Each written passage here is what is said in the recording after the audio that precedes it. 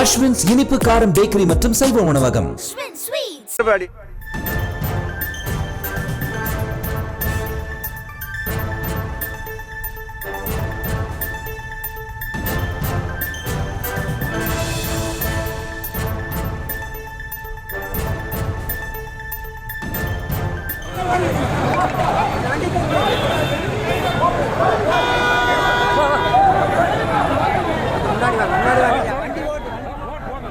அண்மை செய்தி. கோவையில் பாஜகவினர் போராட்டமானது நடத்தி வருகின்றனர். மத்திய உள்துறை அமைச்சர் அமித்ஷா வரவேற்பு பதாகைகள் அகற்றியதாக குற்றச்சாட்டை முன்வைத்து பாஜகவினர் போராட்டம் நடத்தி வருகின்றனர். இது குறித்த கூடுதல் விவரங்களோடு இணைகிறார் செய்தியாளர் பரிமலா. வணக்கம் பரிமலா, இந்த போராட்டம் குறித்தான விவரங்கள். மத்திய உள்துறை அமித்ஷா அவர்களினுடைய வரவேற்பு பதாகைகளை அகற்றியதால் கோவையில் பாஜகவினர் சாலை மறியலில் ஈடுபட்டிருப்பதால் பரபரப்பானது ஏற்பட்டிருக்கிறது.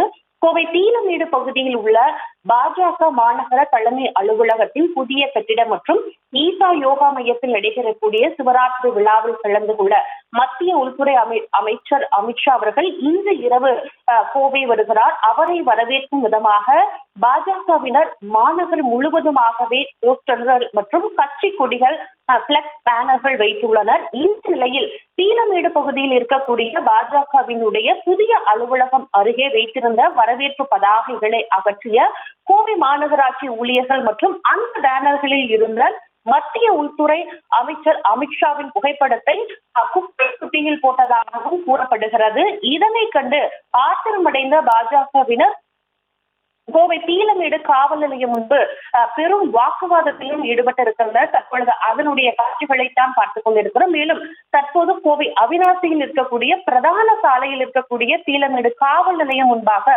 சாலை மறியல் போராட்டத்திலும் ஈடுபட்டு வருகின்றனர். இதனால் தற்பொழுது அந்த பகுதி முழுவதுமாகவே பரபரப்பு காணப்படுகிறது. மேலும் போலீசாருடன் வாக்குவாதத்தில் ஈடுபட்டு வருகின்றனர். அங்கிருக்கக்கூடிய பாஜகவினரை அப்புறப்படுத்தக்கூடிய காவல்துறையினர் தொடர்ந்து அவர்களுடன் பேச்சுவார்த்தையானது நடைபெற்று வருகிறது. கோவை தீலமேடு காவல் நிலையத்தை பாஜகவினர் முற்றுகையிட்டு வாக்குவாதத்திலும் ஈடுபட்டது மட்டும் இல்லாமல் அந்த சாலையை மறித்து போராட்டத்திலும் ஈடுபட்டிருக்கின்றனர். இதனால் அந்த சாலை போக்குவரத்து நெரிசலாகவும் காணப்படுகிறது. 2 நாள் பயணமாக அமித்ஷாவின் வருகையை முன்னிட்டு சாலையோரங்களில் பேனர்கள் மற்றும் பாஜகவினுடைய கொடி வைப்பதற்கு எதிர்ப்பு தெரிவித்து தற்பொழுது பாஜகவினர் போராட்டத்திலும் ஈடுபட்டு வருகின்றனர்.